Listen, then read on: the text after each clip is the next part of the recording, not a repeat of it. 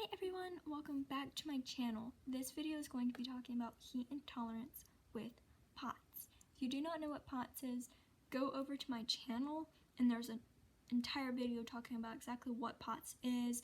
If you are interested, if you're just interested in finding ways to keep yourself cool, that will be later in the video.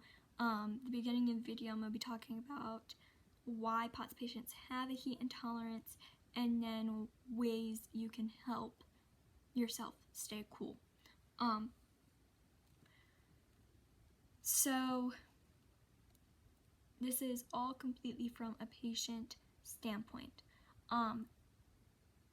What works for me or what helps me may not help you the same, or it could help you better than it helps me. So yeah, with that being said, all these options are a good thing to try that I'm going to mention, but just because they don't help me a ton does not mean they're not going to help you. So let's just get right into it. The first thing I'm going to talk about is why P.O.T.S patients have a heat intolerance. P.O.T.S is a malfunction of your autonomic nervous system, which is the side of your brain that controls everything I don't consciously think about. So heart rate, blood pressure, circulation, temperature control, all that type of stuff is affected. So when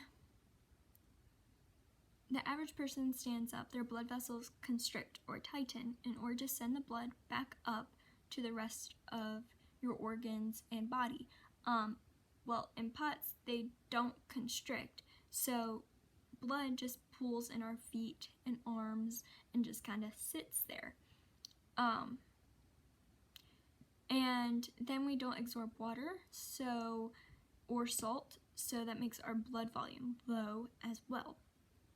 So when you're in a room temp room or area, or if it's cold, your blood vessels are normal size.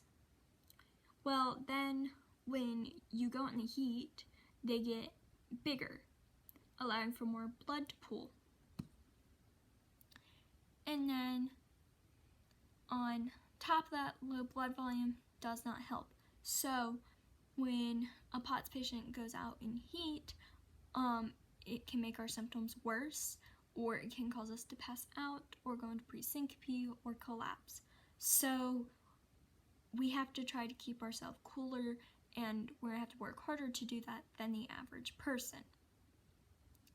So example of how you can see the difference between heat and being in a normal room temp room is if you don't have P.O.T.S, if you go sit in a hot tub or take a hot bath or a hot shower, and you see your veins are more prevalent, meaning you can see them better than you could before you were in the heat. That's what I'm talking about when I'm talking about they get bigger. Or if you've ever had your blood taken, not through a finger prick, but through your vein, then sometimes they'll say that you need to put something hot on the area that they're going to be sticking you before you come in next time. Or if they can't get a vein, they'll take something hot while you're in there to get your vein to show a little bit more. That way they can get the blood easier. So those are the main examples for how you can tell that your blood vessels get bigger. Now, ways that we can help heat intolerance. You can buy Pop and Shake ice packs, which is just a brand I bought off of Amazon. Basically what you do is you pop them and then you shake them and they get cold. Now what I do with them is I then put them on the back of my neck, which I would move my hair and put it on the back of my neck. And the reason why I like to put it in the back of your neck is because there's major veins and arteries in your neck, allowing your body to cool off a whole lot faster than if you were just to hold it in your hand. So that's why I put the majority of the things I'm going to talk about get put on the back of my neck. The next thing I do is something called a cooling towel, which is just a towel that you get wet with cold water and then you wring out. That way it's not dripping, but it's still damp, and then you put it on the back of your neck. But instead of just doing that, I take our ice pack, I put a few of them inside the cooling towel, and then put both of them on the back of my neck. Then I will also take a fan.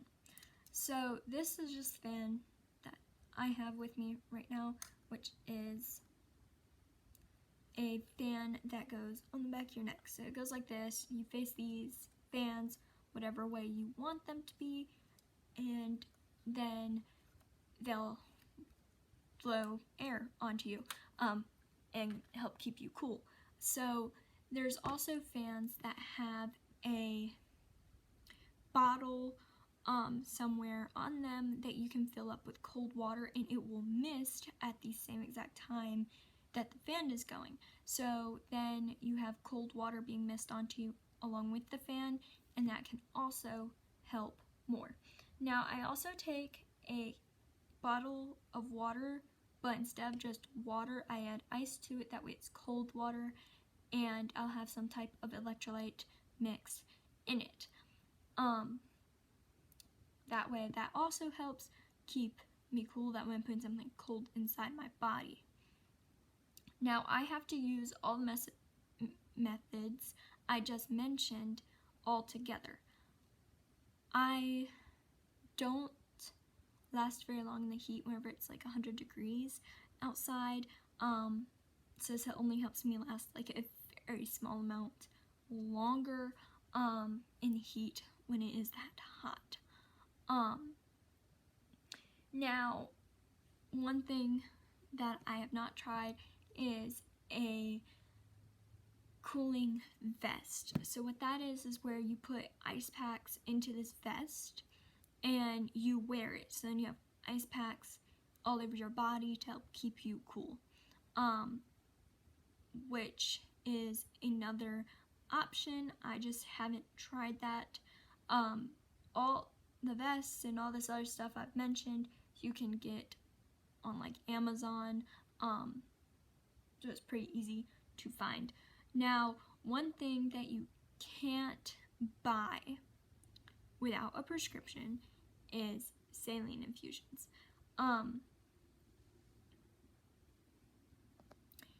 Now, that is a good option for lots of POTS patients, but you have to go see your doctor and have your doctor then write a prescription for the saline infusions. That way she can then, or he can then send you to go get the infusions. You can't just go get them whenever. But you can go to what they call an infusion bar, but you're gonna end up paying like at minimum $80-something for the infusion. At least that's what my cardiologist said. That's how much the saline would cost if you went to one of them. And in that case, you don't need a prescription. But if you go to your doctor and you get the prescription writ, and they can then come either to your house or you can go to an infusion center. And if you have good insurance, sometimes that can be cheaper. So it's completely up to you, but those are the only ways you can get saline infusions. The reason why saline infusions work is it's salt water that goes into your veins. So with POTS, we don't absorb water or salt very well. So we have to drink way more water than the average person does just to stay a tiny bit hydrated. But if you put it into our veins and you run it very slow, like 6 to 8 hours for a liter of fluids. Some people can run it faster, around 4 hours. It really depends on the person, but it does have to be ran slower than it would for the average person. That way, your body then absorbs it better. So POTS patients absorb things better if it goes through our veins. So then that boosts our blood volume, gives us the electrolytes and the salt that we need to be able to function a little bit better. Saline infusions last around 3 days. The effects of it, not the actual infusion itself, but the effects of the infusion last around 3 days. Some people it lasts a little longer, some people it lasts shorter, but most of the time it's around 3 days for most people. And after those 3 days, most of the time the benefits from the infusion wear off, and then you'd have to go get another infusion in order to feel those benefits. Now, for majority of POTS patients, this helps a lot. I know there's some that doesn't really help a lot for, but some people, the benefits are really high, and they will get them not just in the summer.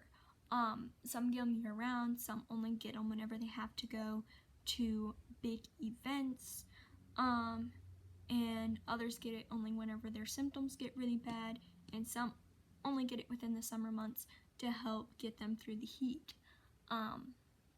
So that's also another good option. Now, the things I mentioned at the very beginning, the fan, the water, the cooling towel, and ice pack, don't work a ton for me. But they may work a whole lot more for you, so I would try that type of stuff first before I went and tried infusions. Or you can try to do, if you're already on infusions, you can still try all this other stuff and try to see if that helps you more. Completely up to you and what you and your family and doctor decide is the best option for you. This is just a few things I've tried or have had other people say worked very well. So I hope all of y'all are staying cool to the best of your ability right now, because it is getting hot. And I hope that all of y'all are having a low symptom day, and thank you for watching.